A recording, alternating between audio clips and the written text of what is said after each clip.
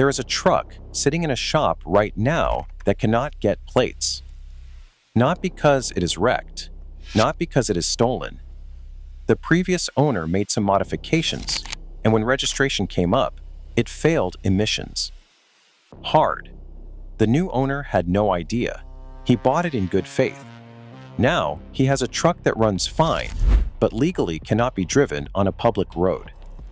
So what do you actually do in that situation? And how do you avoid walking into that same trap when you are shopping for a used diesel? That is what this video is.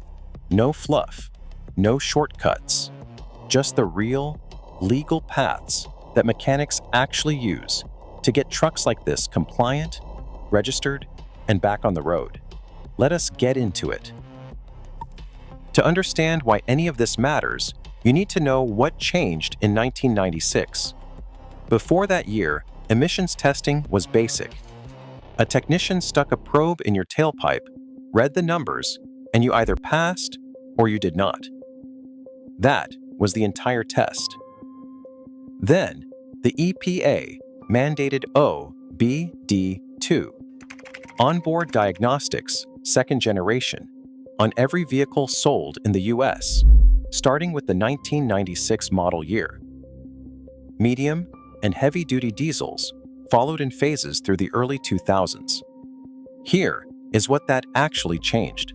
Instead of just measuring what comes out of your exhaust pipe, the system now monitors the components responsible for emissions continuously while the truck is being driven. Oxygen sensors, EGR systems, particulate filters, catalytic converters, all of it is being tracked in real time. The truck grades its own emissions equipment and stores that grade in its computer memory. So when you pull into an inspection lane, the inspector is not just checking your tailpipe anymore. They're plugging into your truck's brain and reading the report card. It has been writing about itself every single mile. That is a completely different kind of test, and that is why you cannot just bolt a part back on the night before inspection and expect to slide through. So what exactly happens during one of these OBD2 inspections? Here is how it works in plain language. The inspector connects to your truck's diagnostic port, usually under the dash on the driver's side. Their equipment runs 3 checks, and you need to pass all 3. First is communication. Can the scanner actually talk to the truck's computer? If not, that is an automatic fail before the test even begins. Certain aftermarket tune files can interfere with standard communication protocols, and that alone ends your inspection. Second is the check engine light. If it is on, you fail. It does not matter why it is on. It does not matter if you think it is something minor. The light is on. The test is over. Third, and this is where most people get caught, is readiness monitors. OBD2 runs a set of internal self-tests called monitors. There is one for the catalyst, one for the oxygen sensors, one for the EGR system, one for the evaporative system, and several others depending on the vehicle. These monitors run automatically during normal driving and confirm that each emissions component is working correctly. After a battery disconnect, a software flash, or any major repair, those monitors reset to incomplete.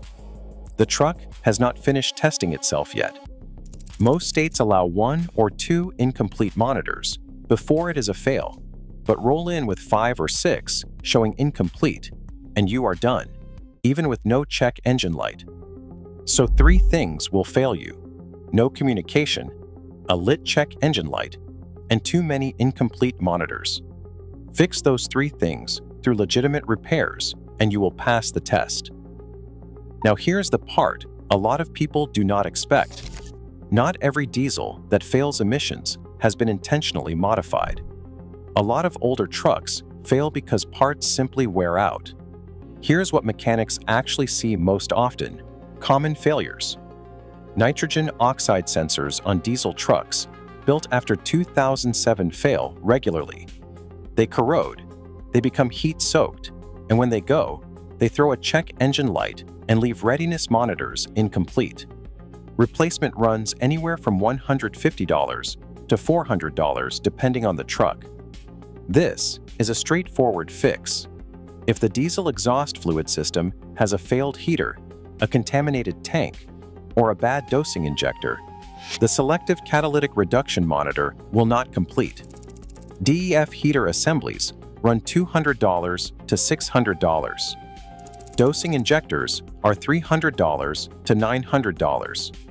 Not a small bill, but these are real parts with real solutions. Exhaust gas recirculation. Coolers crack and leak. This is a known issue on several common diesel platforms. When they fail, you get misfires and diagnostic trouble codes. A proper cooler replacement resolves the fault and gets the monitor running again. Diesel particulate filters clog up, especially on trucks that do a lot of short trips or light load work. A clogged filter throws a code, fails the monitor, and lights up the dash. You can have a DPF professionally cleaned for $300 to $500, or replaced for $1,000 to $2,500. Both are legal, emissions-compliant repairs. On higher mileage trucks, corroded sensor connectors cause false codes and failed monitors. Sometimes, a $20 pigtail connector and 1 hour of labor solves a problem that looks serious on the surface. Wiring and connectors are often the simplest fix. The point here is that most of these systems fail for normal mechanical reasons, and most of them have normal mechanical fixes. So what are the actual legal options when a truck can't pass? There are several paths, and the right one depends on your situation. The first path is simply repairing to compliance. Get a proper diagnostic scan, not just a quick code pull at the parts store, but a real full system scan that shows monitor status. Identify what has actually failed, get a realistic repair estimate, and fix it. A good diesel shop can tell you up front what it will cost to bring a specific truck into compliance before you commit to anything. The second path is manufacturer recalls and technical service bulletins. Before you spend $1 on repairs, check the National Highway Traffic Safety Administration database using your VIN. There are active recalls and documented repair procedures for emissions-related components across several common diesel platforms. These often involve heaters for diesel exhaust fluid, NOx sensors, and EGR systems. If there is an open recall, the repair is free. If there is a technical service bulletin, it documents the correct fix, and that matters when you want to get it right. The third path is historic or antique vehicle registration. Many states exempt vehicles over 25 years old from emissions testing entirely. Some states use different cutoffs. If your truck qualifies, registering under antique or historic status may exempt it from OBD testing altogether. But this comes with real restrictions. Most states limit annual mileage, prohibit commercial use, and require the vehicle to remain in original or period-correct condition. Check your specific state's DMV rules. Don't assume the exemption covers your use case. Verify it. The fourth path is agricultural exemptions. Some states offer emissions exemptions for vehicles used exclusively for farm or agricultural work, operated on private property, or on designated rural roads. These are legitimate exemptions with strict limitations. They generally do not cover trucks driving on public highways for everyday use. If your operation legitimately qualifies, talk to your state agriculture department and DMV together before you rely on the exemption. In March 2026, the EPA released updated guidance directed at manufacturers and certified repair facilities about diesel exhaust fluid, sometimes called DEF, urea quality sensors, and nitrogen oxide sensor diagnostic approaches for heavy-duty diesel applications. What this guidance does is clarify how manufacturers can submit updated software, calibrations, for diesel exhaust fluid concentration sensing, refining how the truck system detects and responds to low quality or contaminated diesel exhaust fluid. This matters because a significant number of selective catalytic reduction fault codes in the field are triggered by diesel exhaust fluid quality issues rather than actual component failures. For truck owners, the practical takeaway is simple. If your truck is reporting diesel exhaust fluid quality codes or nitrogen oxides-related codes, ask your dealership whether a manufacturer-issued calibration update is available for your Vehicle Identification Number, VIN. This is a legitimate, approved software update that can resolve false fault conditions without touching any hardware. It is not a workaround. It is the system functioning the way it is designed to. Manufacturers are refining diagnostic accuracy through proper channels. Here's what people find out the hard way when they take shortcuts with emission systems. Federal law prohibits tampering with emissions controls on vehicles operated on public roads. Violations under the Clean Air Act carry significant fines per violation. On the commercial side, a tampered truck operating in interstate commerce can trigger Department of Transportation enforcement, out-of-service orders, and liability exposure that no haul rate is worth. Insurance is a quieter issue, but it is real.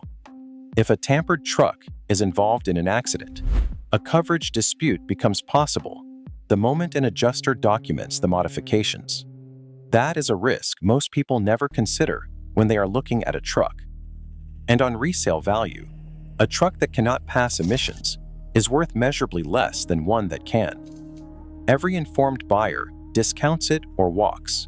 You are not preserving value, you are destroying it. If you have a diesel you are trying to get compliant, here is your next step list. Pull a full OBD scan with monitor status, not just codes. Full monitor readiness. Check the NHTSA